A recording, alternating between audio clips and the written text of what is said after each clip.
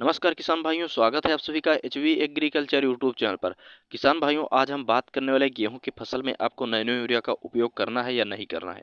अगर nano urea का उपयोग करना है तो कैसे करना है, वह कितनी मात्रा में करना है तथा नैनो यूरिया के साथ हम क्या क्या मिलाकर उपयोग कर सकते हैं। नैनो यूरिया कब हमें गेहूं की फसल में उपयोग करना है, इन सभी चीज़ों के बारे में आज जानकारी देने वाला हूं।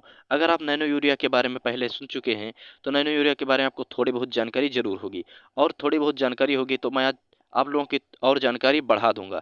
कोशिश यह रहेगी हमारी कि मैं नैनो यूरिया के बारे में पूरी की पूरी जानकारी आप लोगों को दे सकूं तथा आप पूरी जानकारी नैनो यूरिया के बारे में पा सकें। और जो भी किसान भाई हमारे चैनल पर नए हैं, चैनल को लाइक एंड सब्सक्राइब कर लें तथा बेल आइकन को प्रेस कर लें, जिससे उन्हें नई नई जानकारियाँ मिलती रहें। तो किसान भाइयों, हम बात कर लेते हैं नैनो यूरिया के बारे में। नैनो यूरिया हमारी जो है वह अभी 2 से 3 साल पहले ही इफ़को कंपनी ने ही बनाया है। माना जाता है कि नैनो यूरिया का एक पैक का उपयोग एक बैग दानेदार यूरिया के बराबर काम करता है।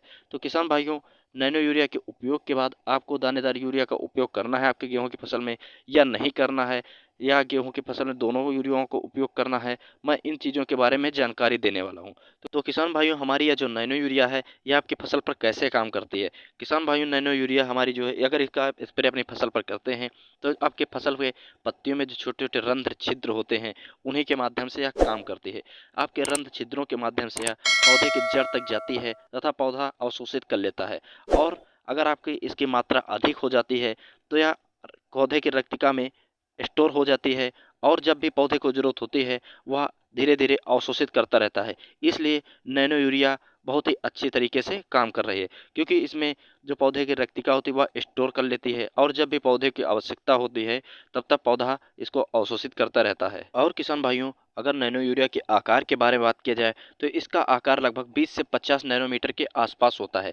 इसलिए यह पौधे में अधिक काम करती है, क्योंकि इसके स्प्रे के बाद लगभग पौधा इसके 80% मात्रा तक अवशोषित कर लेता है, जिससे यह बहुत ही अच्छी तरीके से काम करती है। और हमारी जो दानेदार यूरिया होती है उसकी बुआई की जाती है, उसका आकार थोड़ा बड़ा होने के कारण पौधा उसको कम अवशोषित कर पाता है, कम अपना भोजन बना पाता है। नैनो यूरिया में नाइट्रोजन की मात्रा 4% होती है, जो कि उसी यूरिया में घुलनशील होती है। तो किसान भाइयों, अब हम बात कर लेते हैं कि नैनो यूरिया के उपयोग से हमें क्या क्या लाभ होने वाले हैं। अगर हम गेहूं की फसल पकड़ते हैं या किसी अन्य फसल पकड़ते हैं तो हमें नैनो यूरिया के स्प्रे के बाद क्या क्या लाभ मिलेंगे।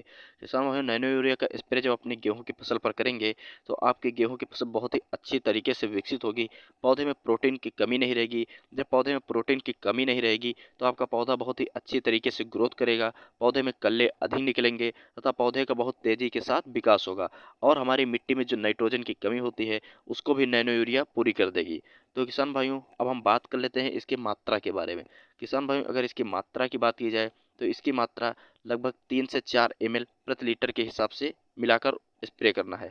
1 लीटर पानी में 3 से 4 ml नैनो यूरिया का उपयोग करके स्प्रे करना है। तो किसान भाइयों, अगर इसका समय देखा जाए कि हमें अपने गेहूं की फसल पर कब कब स्प्रे करना होगा, कितनी बार अच्छे परिणाम के लिए स्प्रे करना है, तो किसान भाइयों, इसका पहली बार स्प्रे हमें जब गेहूं के खेत में कल्ले आ रहे हों तब स्प्रे करना है, क्योंकि उतनी समय पौधे को अधिक प्रोटीन तथा अधिक ताकत की जरूरत होती है। इसलिए जब हम इसका आप स्प्रे अपनी पत्तियों पर करेंगे तो आपके पौधे को बहुत अच्छा ही मात्रा में प्रोटीन, अच्छी मात्रा में नाइट्रोजन मिल जाएगा, जिससे आपका पौधा बहुत अच्छी तरीके से विकसित होगा।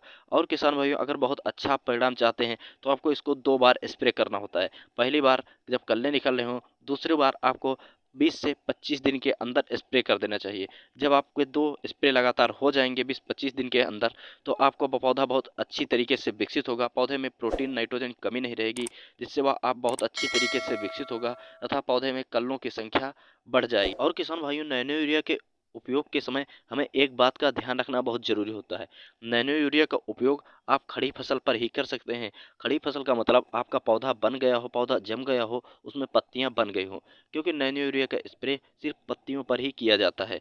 और किसान भाइयों, गेहूं की बुआई के समय आपको मिट्टी में नैनो यूरिया नहीं मिलाना है।